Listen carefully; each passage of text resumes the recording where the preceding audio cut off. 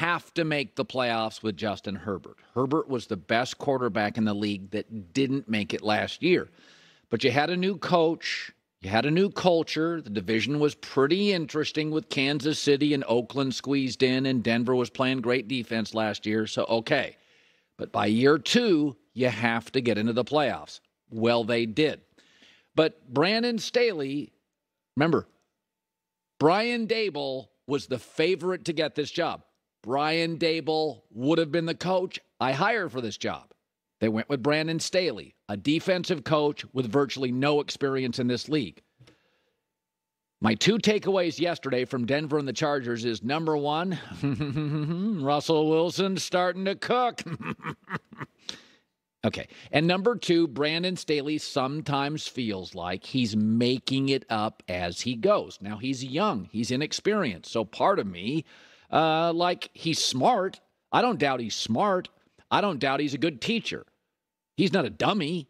I just think the NFL is probably not a place where you should be learning how to be a head coach, right? Like, I like my presidents to have been governors or senators. I don't like president making it up as you go.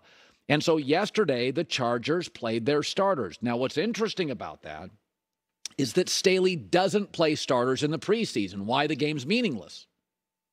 So why would you play him yesterday? It's meaningless. Got to be consistent or players don't buy it. So he played Kenneth Murray, linebacker, got a stinger. He played Mike Williams, often hurt, got hurt. He played Bosa, often hurt, got hurt. He played Derwin James. Like, the Chargers' slogan this year and last year should be, just wait until we're healthy. Every time there's a problem, just wait until we're healthy. Bruh, you were healthy. Stay healthy. Don't play Murray. Don't play Bosa. Don't play Derwin. Don't play Mike Williams. Don't play Keenan Allen. If you want to play him for a series, he was playing him late into the second half, some into the fourth quarter. So, I mean, even Todd Bowles, a defensive coach who lacks an offensive sensibility, you know, Brady got yanked out of that game very quickly. But this entire organization's disappointment has often been centered around one thing: injuries. So why play starters going into a playoff game? It's just incredibly inconsistent, and Brandon Staley talked about it after. We were trying to compete in the game, and we only have 48 guys on the team that are active for the game. And so we wanted to make sure that they went a good ways in this football game and competed at a high level. And then when we felt like it was right for them to get out of the game, then that's what we were going to do, slowly phase them out so that we get them ready for next week. If you go to Jacksonville and Mike Williams can't play and you get trounced, I think I would make a coaching change. Again, I think Brandon Staley's smart. I don't like calling for people's jobs. But it does feel like the team does not have an identity 2 years in. What is their identity? Kansas City, it's clever, right? Like Cincinnati, situationally outstanding. For years, New England's dynasty, smart, details. What's your identity? It can't be Justin Herbert's really good. It's not an identity. These defensive coaches, Todd Bowles, now suddenly Tampa's the worst running team in the league. By the way, I like Mike Tomlin, but the O-line never seems to be better. I like Sean McDermott. Running game, they bail on it. I wouldn't have gone with a defensive coach. Here is the playoffs for next weekend. I think the Chargers-Jags game is fantastic. So my gut feeling this morning is I would take the Jags if Mike Williams is not 100%. That's my gut feeling this morning. It's not cement. I think Buffalo's going to rout Miami. We don't even know who's going to be quarterback. Remember, Miami outplayed them in Buffalo late in the year, so you're going to be able to get this team highly motivated. I think Cincinnati does go on to beat the Ravens. That Baltimore situation, as J-Mac said, is hard to wrap your brain around. I don't know what they're doing. So my takeaway, the Chargers, Jags, I can be talked into either side. It really becomes a health issue. Mike Williams is an impossible cover.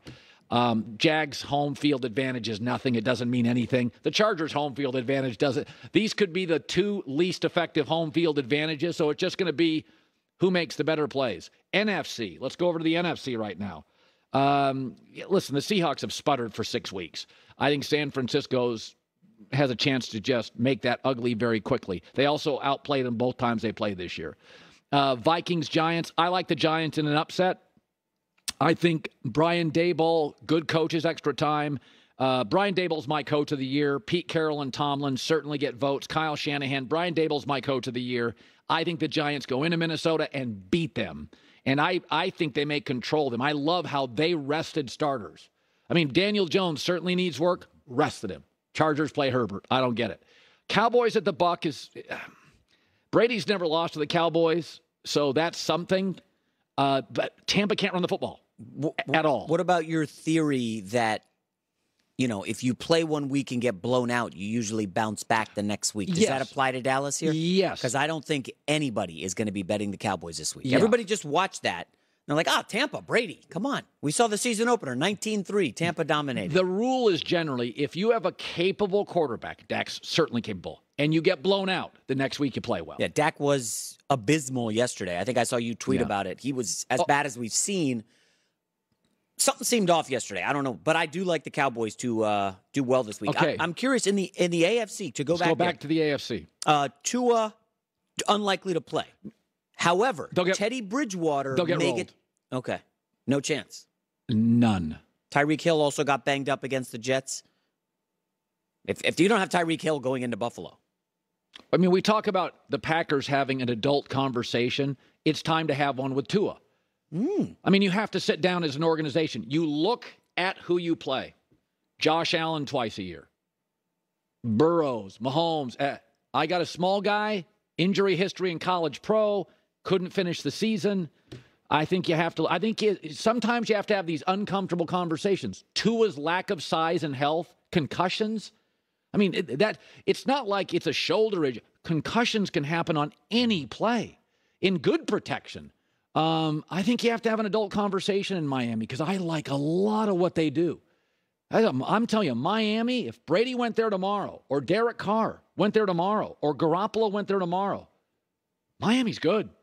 Miami made the playoffs and kind of fell apart in the last month. That's hard to do in this league, especially when you got Buffalo in your division. All right, Colin right, Colin wrong. Hour 2 in LA. Sport over the orange round ball. So it's great the Bears have the number 1 pick. They're the family member who wins the lottery. They're not going to know what to do with it anyway, right? Defensive coach, no offensive sensibility. Who's their best wide receiver ever? I mean, does a Bear fan realize this morning that this organization is a lot closer to the Houston Texans than the rival Packers? The Packers win every year.